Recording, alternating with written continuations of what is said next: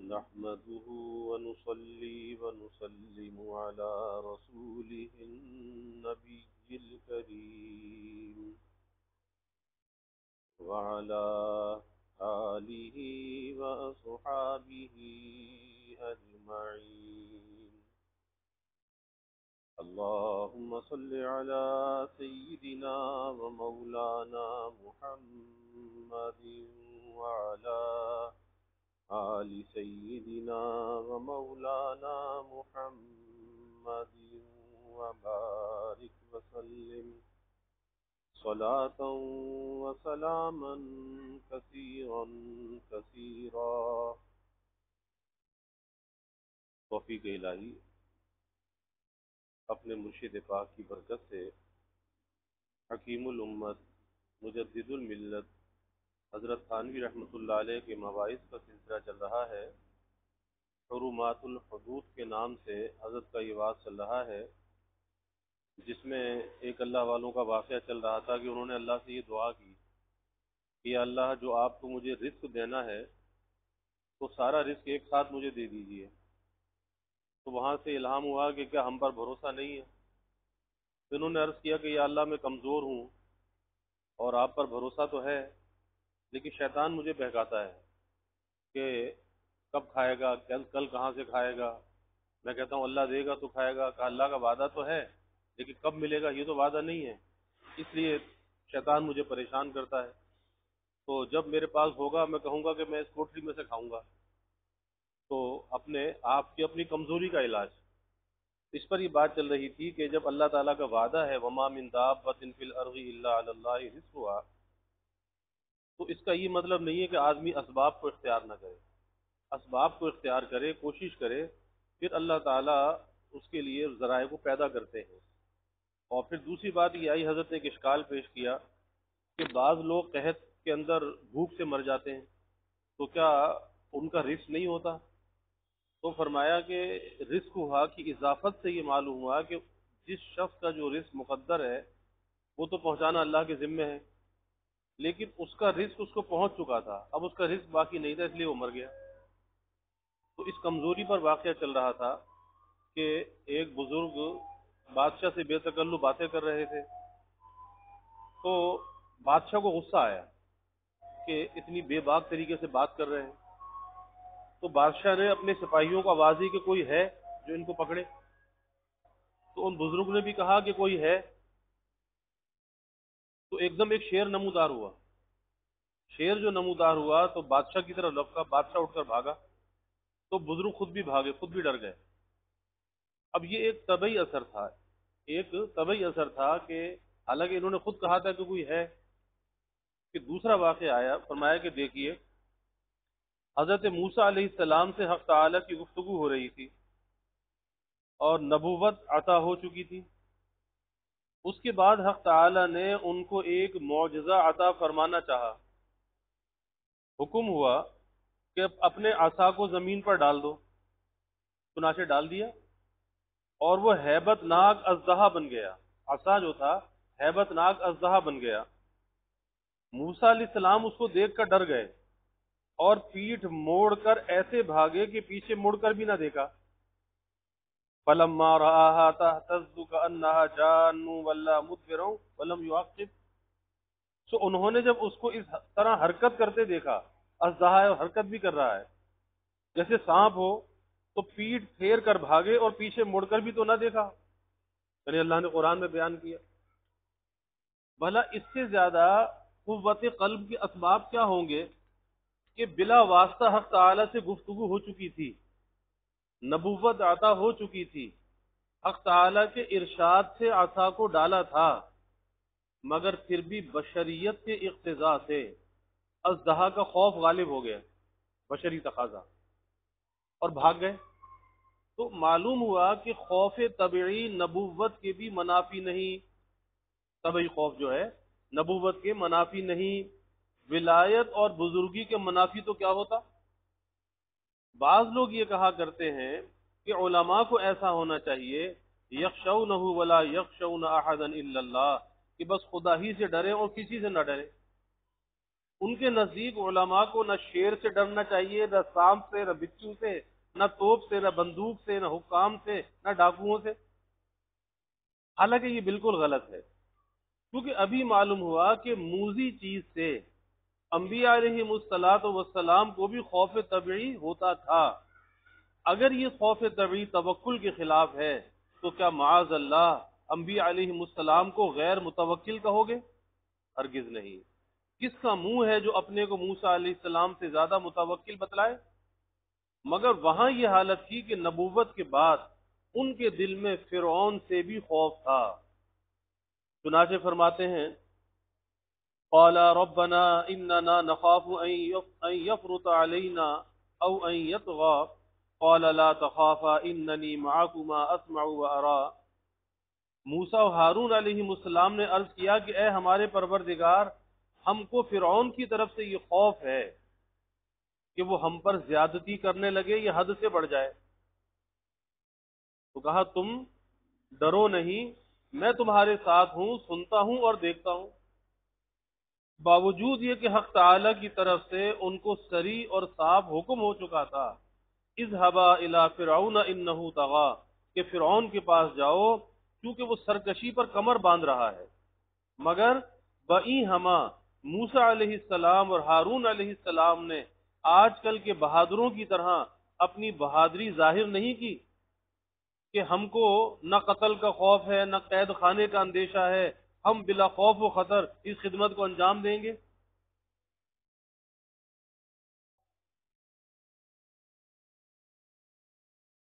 بلکہ انہوں نے اپنے خوف طبعی کو حق تعالیٰ سے عرض کر دیا کہ ہمیں یہ خوف ہے، آپ ہمیں بھیج تو رہے ہیں لیکن ہمیں یہ خوف ہے۔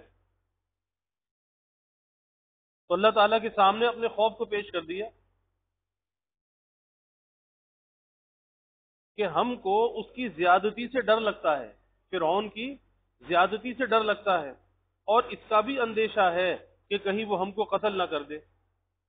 تو اس سے معلوم ہوا کہ طبعی خوف کا ہونا نبوت و ولایت کے بالکل منافی نہیں، ورنہ حق تعالیٰ اس خوف پر انکار فرماتے، مگر حق تعالیٰ نے اس پر ان کو ذرا ملامت نہیں کی، بلکہ تسلی دے کر فرمایا لا تخافا اننی معکما، تم ڈرو نہیں، میں تمہارے ساتھ ہوں۔ اور دوسری جگہ ارشاد ہے نجعل لکما سلطانا فلا يصلون الیکما انتما ومن اتبعکم الغالبون، کہ ہم تم کو روب عطا کریں گے، اب یہ اللہ کی مدد ہوگی، ہم تم کو روب عطا کریں گے جس کی وجہ سے وہ تم تک نہ پہنچ سکیں گے، اور تم کو اور تمہارے متبعین ہی کو غلبہ حاصل ہوگا۔ جب موسیٰ علیہ السلام نے اپنے طبعی خوف کے ازالے کا سامان کر لیا، اس وقت فرعون کے پاس تشریف لے گئے، اس سے معلوم ہوا یخشونہ ولا یخشون احدا الا اللہ، کہ وہ اللہ سے ڈرتے ہیں، خدا کے سوا کسی سے نہیں ڈرتے۔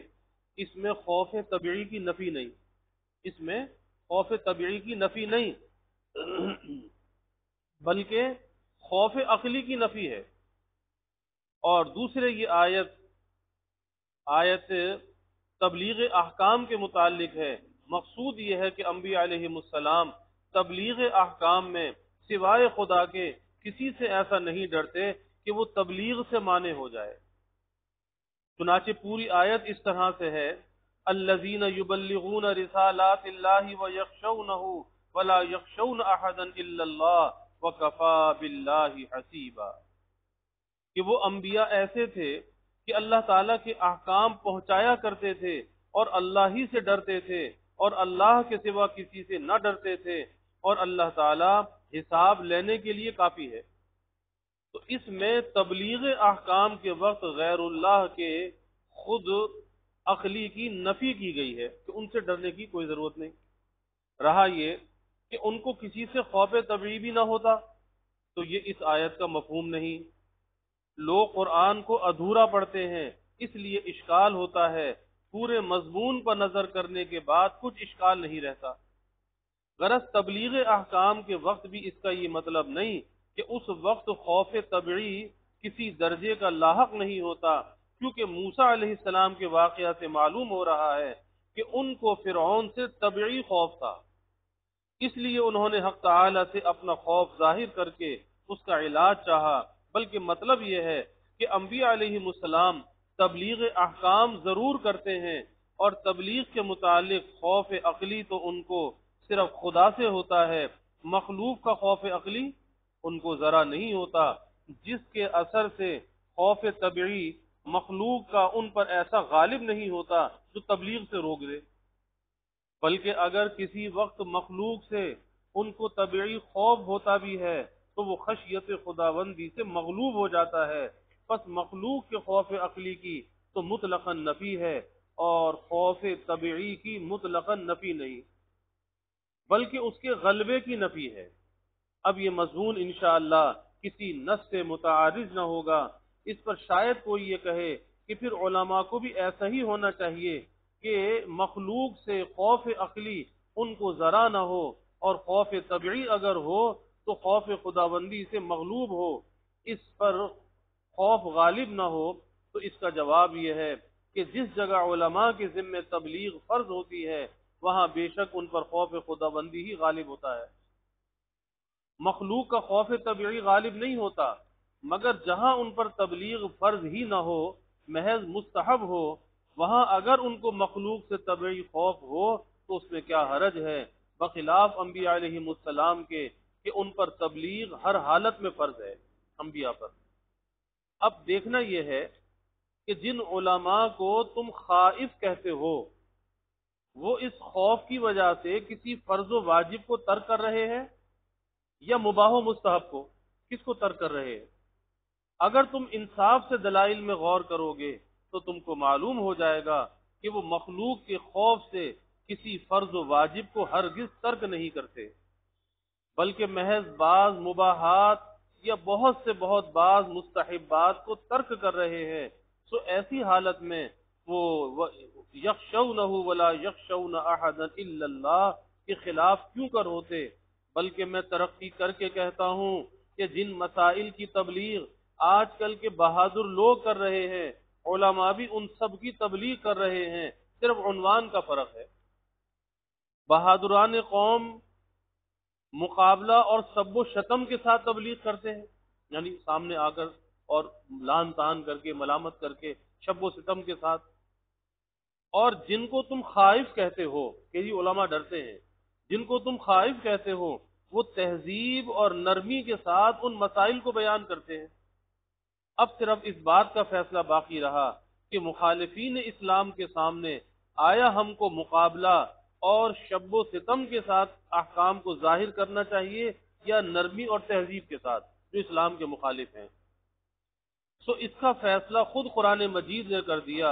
حق تعالی نے موسیٰ علیہ السلام کو نبوت عطا فرما کر جب فرعون کے پاس تبلیغ احکام کے لیے جانے کا حکم فرمایا کہ جاؤ فرعون کو تبلیغ کرو، تو اس کے ساتھ یہ بھی فرمایا فَقُولَا لَهُ قَوْلًا لَيِّنًا لَعَلَّهُ يَتَذَكَّرُ أَوْ يَخْشَىٰ، اور فرعون سے نرمی کے ساتھ بات چیت کرنا، اسے موسیٰ علیہ السلام سے کہا جا رہا ہے، فرعون سے نرمی سے بات چیت کرنا، شاید اس کو نصیحت ہو جائے یا خدا کا خوف اس کے دل میں آ جائے۔ تو دیکھ لیجئے موسیٰ علیہ السلام سے زیادہ کون متوکل ہوگا، اور فرعون سے زیادہ ظالم و سرکش کون؟ مگر بئی ہمیں یہ حکم ہو رہا ہے کہ اس سے نرمی کے ساتھ گفتگو کیجئے گا۔ صاحبو، قاعدہ یہی ہے جب کسی مخالف پر اپنا زور اور دباؤ نہ ہو تو وہاں مقابلہ اور سختی نافع نہیں ہوتی۔ جس پر اپنا قابو نہیں ہے اس پر سختی نافع نہیں ہوتی بلکہ اکثر مضر ہو جاتی ہے۔ ایسے موقع پر اکثر نرمی ہی سے کچھ نفع ہو جاتا ہے۔ غرض بعض لوگ فطرتاً دل کے کمزور ہوتے ہیں اور بعض قوی القلب ہوتے ہیں، تو وہ شیخ اناڑی ہے جو اپنی قوت کو دیکھ کر مریدوں کو بھی اسی کی تعلیم دے کہ میری طرح تم بھی تارک بن جاؤ، یعنی دنیا کو چھوڑ دو۔ اس کی وہی مثال ہوگی جو چوہے اور اونٹ کی مثال ہے۔ چوہے اور اونٹ کی مثال ہے کہ ایک اونٹ سے کسی چوہے کی دوستی ہو گئی تھی۔ ایک مرتبہ دونوں ساتھ ساتھ جا رہے تھے تو راستے میں دریا آیا، تو اونٹ تو دریا میں گھس گیا اور چوہا کنارے پر ہی رہ گیا۔ تو اونٹ نے چوہے سے کہا کہ تم کیوں رک گئے؟ اس نے جواب دیا کہ مجھے ڈوبنے کا خوف ہے۔ تو اونٹ نے کہا کہ نہیں، پانی زیادہ نہیں ہے، صرف گھٹنوں تک ہے، پانی زیادہ نہیں ہے، صرف گھٹنوں تک ہے۔ کہ میرے بھی ذرا آپ اپنے گھٹنوں کو تو دیکھیں۔ تو چوہے نے کہا کہ حضور آپ کے گھٹنوں تک ہے، اور ذرا میرے بھی اور اپنے آپ کو تو دیکھیں تو آپ کتنے اونچے ہیں اور میں کہاں پر ہوں؟ جب اتنا پانی ہے تو میرا کہاں پتہ رہے گا؟ آپ کے تو گھٹنے تک ہے، میرا اس کے اندر کہاں پتہ رہے گا؟ اسی طرح جو شیخ اپنے گھٹنوں تک پانی دیکھ کر چوہے مرید سے بھی کہے کہ چلے آؤ، وہ بے وقوف ہے۔ ہمارے حضرات نے ہمیشہ اس کی رعایت کی ہے کہ ہر شخص کو اس کے مناسب حال تعلیم کی جائے، اس کے حسب حال۔ چنانچہ ہمارے حضرت حاجی صاحب رحمۃ اللہ علیہ کے پاس ایک خان صاحب، جو کہ اس سے پہلے بھی کئی بار کسی ظالم کی شکایت اور دعا کی درخواست لے کر آ چکے تھے، تو کوئی شخص مجھ پہ ظلم کر رہا ہے۔ ایک دن پھر آئے اور عرض کرنے لگے کہ حضرت وہ شخص برابر میرے اوپر ظلم کر رہا ہے، اب تو اس نے میری زمین بالکل ہی دبا لی ہے اور وہ ظلم سے باز نہیں آتا، میں کیا کروں؟ تو حاجی صاحب نے فرمایا کہ بھائی صبر کرو، بھائی صبر کرو، خدا تم کو کہیں اور سے روزی دے دیں گے۔ حاجی صاحب نے یہ بات کہی۔ حضرت حافظ محمد ضامن صاحب شہید رحمت اللہ علیہ نے جواب سن لیا، پیر بھائی تھے، ایک ہی خانقاہ میں رہتے تھے، یہ جواب سن لیا، حجرے میں تھے، حجرے سے باہر تشریف لائے اور خان صاحب سے کہا کہ نہیں خان صاحب جاؤ، اس کی نالش کرو، یعنی اس کے اوپر کیس کرو، مقدمہ کرو، ہم دعا کریں گے۔ اور حاجی صاحب سے فرمایا کہ آپ کے نہ بیوی نہ بچے، اس لیے ہر چیز سے صبر کر کے بیٹھ گئے، آپ کے نہ بیوی نہ بچے تو آپ تو صبر کر کے بیٹھ گئے، تو آپ سبھی کو صبر کی تعلیم کرنے لگے۔ بھلا وہ بیچارہ بیوی بچوں والا آدمی اس سے فاقہ مستی پر کیوں کر صبر ہوگا؟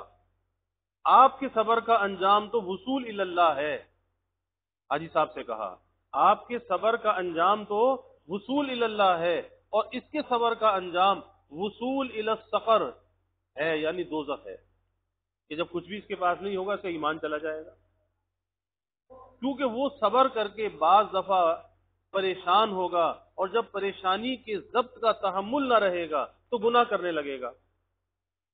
میں کہتا ہوں کہ یہاں تک بھی غنیمت ہے، اگر خدا نہ خواستہ کسی نے ایسی حالت میں اس کو بہکا دیا، یعنی اس شخص کو جس سے صبر بھی نہیں ہو پا رہا، اور ایسی حالت میں اس کو بہکا دیا تو وہ عیسائی ہو جائے گا۔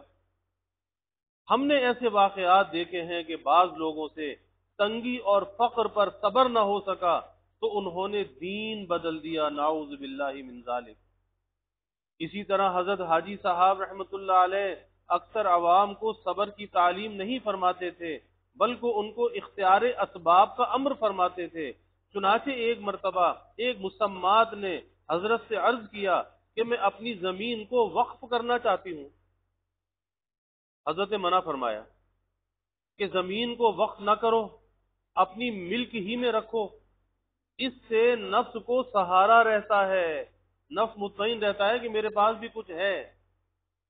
یہ مضمون حدیث میں بھی ہے، حضور صلی اللہ علیہ وسلم نے فرمایا ہے کہ جو شخص زمین کو فروخت کرے تو اس روپے سے جلدی کوئی زمین ہی خرید لے، کیونکہ نقد میں برکت نہیں ہوتی، ادھر ادھر خرچ ہو جاتا ہے۔ اور ایک دوسری حدیث شریف میں یہ بھی ارشاد ہے کہ حضور صلی اللہ علیہ وسلم نے حضرت عائشہ صدیقہ رضی اللہ عنہا سے فرمایا، اے عائشہ تم زمین و جائیداد نہ خریدنا۔ اب بظاہر ان دونوں میں تعارض معلوم ہوتا ہے کہ ادھر تو صحابی سے فرما رہے ہیں کہ بھئی اس پیسے کی فوراً زمین خرید لو، یہ پیسہ باقی نہیں رہے گا، اور حضرت عائشہ سے فرما رہے ہیں کہ تم زمین و جائیداد نہ خریدنا۔ اب بظاہر تعارض معلوم ہوتا ہے، مگر وجہ تطبیق یہ ہے کہ جس کے پاس پہلے سے زمین ہو وہ تو اس کو ضائع نہ کرے، وہ تو اس کو ضائع نہ کرے، کیونکہ وہ اس سبب معاش کا پہلے سے خوگر ہے، اس کو عادت پڑی ہوئی ہے، اس کا وہ نفع حاصل کر رہا ہے۔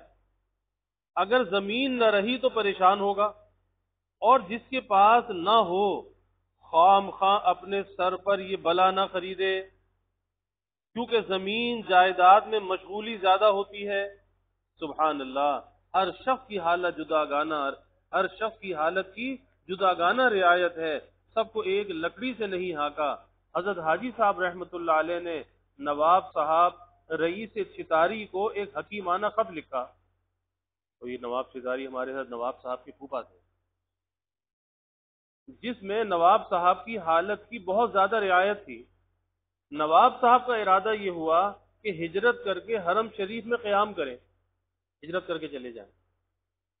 اول تو حضرت حاجی صاحب اکثر عازمین ہجرت کو فرمایا کرتے تھے کہ ہندوستان میں اس حالت میں رہنا، لوگ چاہتے تھے نا ہجرت کر کے چلے جائیں، وہاں جا کر رہیں، تو فرماتے تھے کہ ہندوستان میں اس حالت میں رہنا کہ جسم وہاں ہو اور دل مکہ میں، یہ اس سے بہتر ہے کہ جسم مکہ مکرمہ میں ہو اور دل ہندوستان میں۔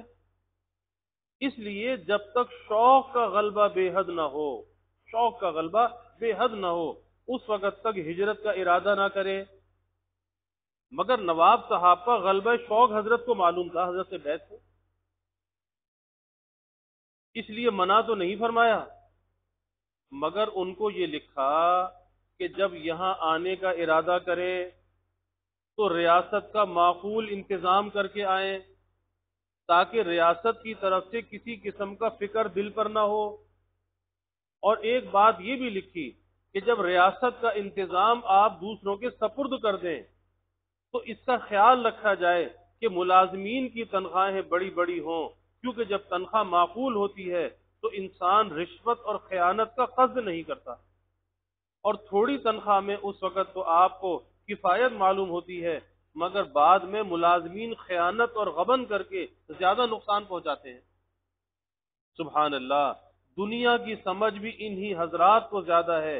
اور اس خط میں یہ بھی لکھا تھا کہ مکہ مکرمہ میں رہ کر آپ ریاست سے جو کچھ صدقات و خیرات کرنا چاہیں وہ رقم اپنے پاس نہ منگائیں، جو کچھ سخاوت کرنی ہو وہ سب وہیں کسی کے سپرد کر دیں، جو آپ کی مرضی منشا کے موافق تقسیم کر دے۔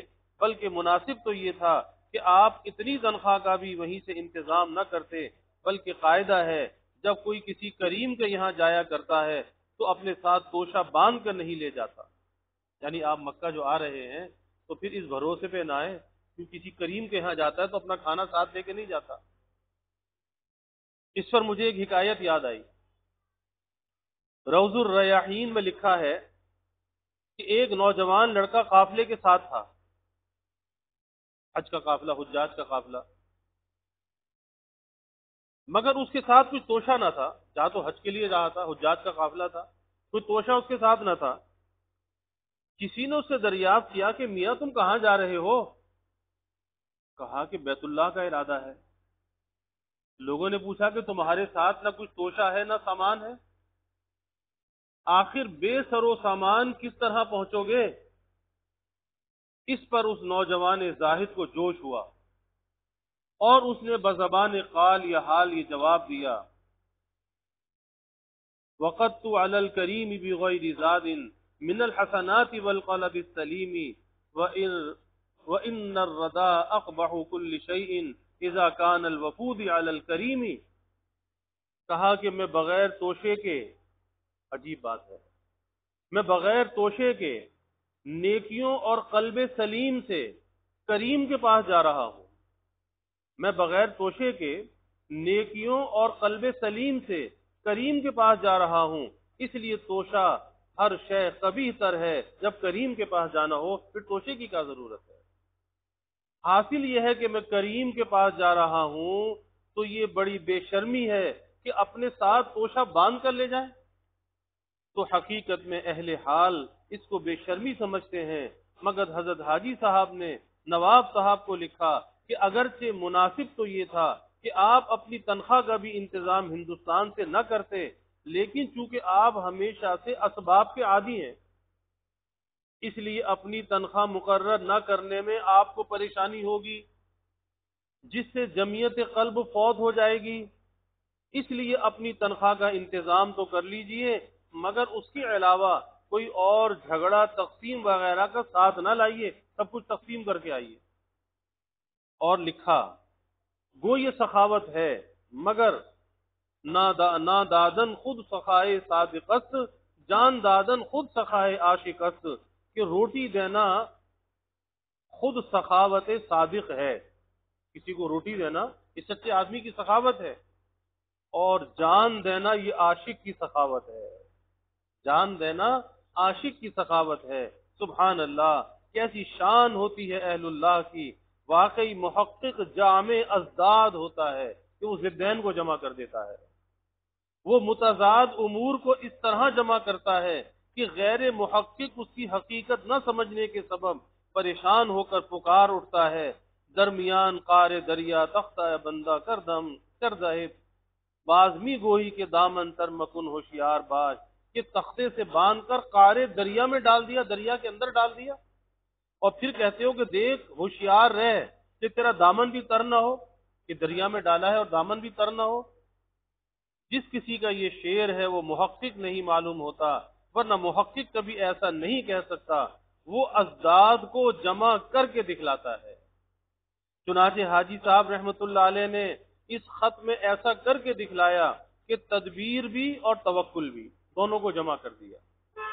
حاجی صاحب رحمت اللہ علیہ کی ایک اور حکایت جمع بین الازداد کی یاد آئی کہ ایک مرتبہ مولانا رحمت اللہ علیہ صاحب نے آپ سے عرض کیا کہ میں سلطان کے پاس جا رہا ہوں، آپ فرما دیں تو سلطان سے آپ کا تذکرہ کر دوں۔ مولانا رحمت اللہ صاحب وہ تھے کرانوی، جنہوں نے مدرسہ سہولتیہ کی بنیاد رکھی تھی مکہ مکرمہ میں۔ وہ سلطان اس زمانے میں وہ ہوتا تھا جو ترکی کا وہاں پر حاکم ہوتا تھا، گورنر ہوتا تھا، وہ سلطان ہوتا تھا۔ تو مولانا رحمت اللہ صاحب نے عرض کیا کہ میں سلطان کے پاس جا رہا ہوں، اگر آپ فرما دیں تو سلطان سے آپ کا تذکرہ کر دوں۔ فرمایا کہ کیا فائدہ ہوگا، بیش بری نیست، اس سے زیادہ نہیں کہ وہ میرے معتقد ہو جائیں گے، پھر اس اعتقاد کا کیا نتیجہ ہوگا، میرے معتقد ہوں گے تو اس اعتقاد کا کیا نتیجہ ہوگا، بس یہ نتیجہ ہوگا کہ وہ مجھ کو بلا لیں گے، جس کی حقیقت یہ ہوگی کہ بیت السلطان سے قرب، اب یہ حقیقت کہ اس کی اگر وہ میرے معتقد ہو گئے تو مجھے اپنے پاس بلا لیں گے، تو بلائیں گے تو اس کی حقیقت کیا ہوگی کہ بیت السلطان سے قرب اور بیت اللہ سے بود ہوگا، یعنی بادشاہ کے گھر سے تو قربت ہو جائے گی لیکن بیت اللہ سے دوری ہو جائے گی، تو بیت السلطان سے قرب اور بیت اللہ سے بود ہوگا، سو مجھ کو یہ منظور نہیں۔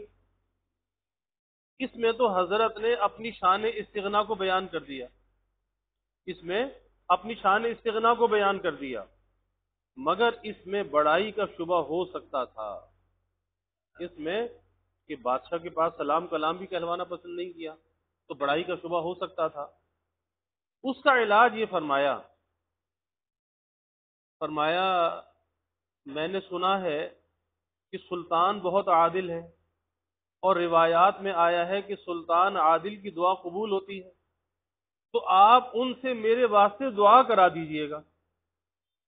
سبحان اللہ، اس درخواست میں اپنے نفس کو کیسا مل دیا، اپنے نفس کو کیسا مل دیا، پیس دیا، حقیقت ظاہر کر دی کہ دنیاوی حوائج سے تو غنا ظاہر کر دی اور دینی امور میں احتیاج ظاہر کر دی، کہ دعا تو دینی کام ہے نا، عارف کو ایسا ہی ہونا چاہیے کہ دنیاوی امور میں مخلوق سے مستغنی ہو اور دینی امور میں ہر ایک کی دعا کا محتاج ہو۔ ظاہر میں استغنا اور تواضع کا جمع ہونا دشوار معلوم ہوتا ہے، مگر حاجی صاحب نے دونوں کو جمع کر کے دکھلا دیا، مگر اس درخواست میں نا تجربے کاری کا شبہ ہوتا تھا، کیونکہ سلاطین سے دعا کرانا خلاف آداب شاہی ہے۔ میں آپ کو اس کی ایک ترکیب بتلاتا ہوں، اور وہ یہ کہ آپ ان کو میری طرف سے سلام پہنچا دیجئے گا. یعنی اب جا کر یہ کہے جی حاجی صاحب نے یہ کہا آپ میرے لیے دعا کر دیجئے، تو اب یہ بھی جو ہے بادشاہ کے سامنے یہ بات کہنا بھی مشکل کام ہے. تو اب اس کا راست طریقہ بھی بیان کر دیا کہ آپ ان کو میری طرف سے سلام پہنچا دیجئے گا. اس کا جواب میں وہ علیہ وعلیکم السلام فرمائیں گے، علیہ وعلیکم السلام فرمائیں گے، بس دعا ہو جائے گی، بس دعا ہو جائے گی. سبحان اللہ سبحان اللہ.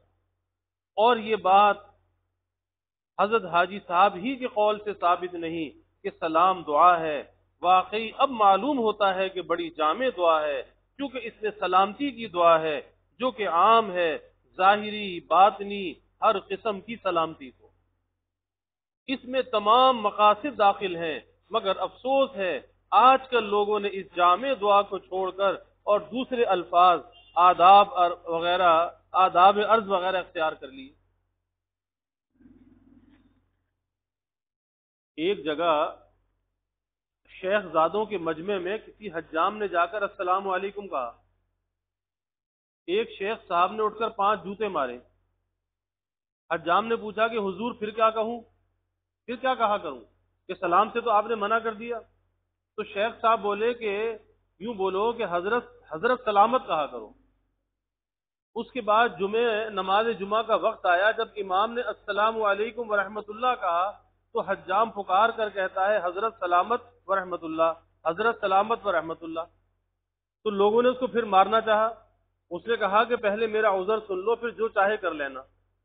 بات یہ ہے کہ میں نے آج شیخ صاحبان کے مجمع میں السلام علیکم کہا تھا تو بڑے خفا ہوئے اور میرے 5 جوتے مارے اور کہا کہ حضرت سلامت کہا کرو.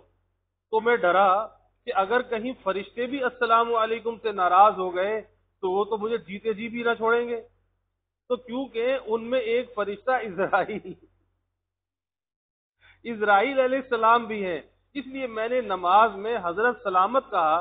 تو یہ جواب سن کر شیخ زادے شرمندہ ہوئے اور اپنا سا منہ لے کر رہ گئے.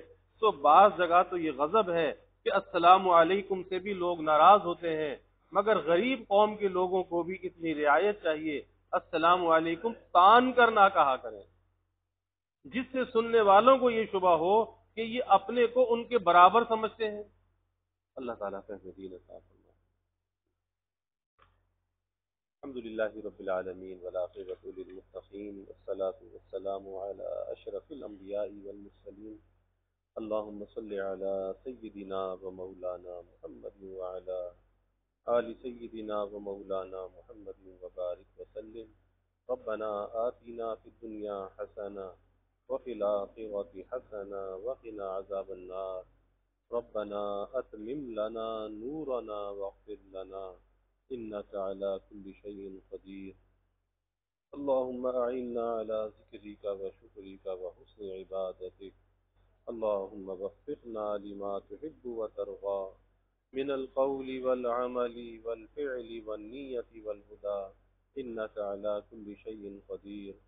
اللهم أرنا الحق حقا وارزقنا اتباعه وأرنا الباطل باطلا وارزقنا اجتنابه. اللهم إنا نسألك العفو والعافية والمعافاة الدائمة في الدين والدنيا والآخرة والفوز بالجنة والنجاة من النار. اللهم إنا نسألك من خير ما سألك منه نبيك سيدنا محمد صلى الله عليه وسلم، ونعوذ بك من شر ما استعاذك منه نبيك سيدنا محمد صلى الله عليه وسلم. وأنت المستعان وعليك البلاغ ولا حول ولا قوة إلا بالله. وجزى الله عنا محمدا صلى الله عليه وسلم ما هو أهله، وصلى الله تعالى وسلم على النبي الكريم. آمين.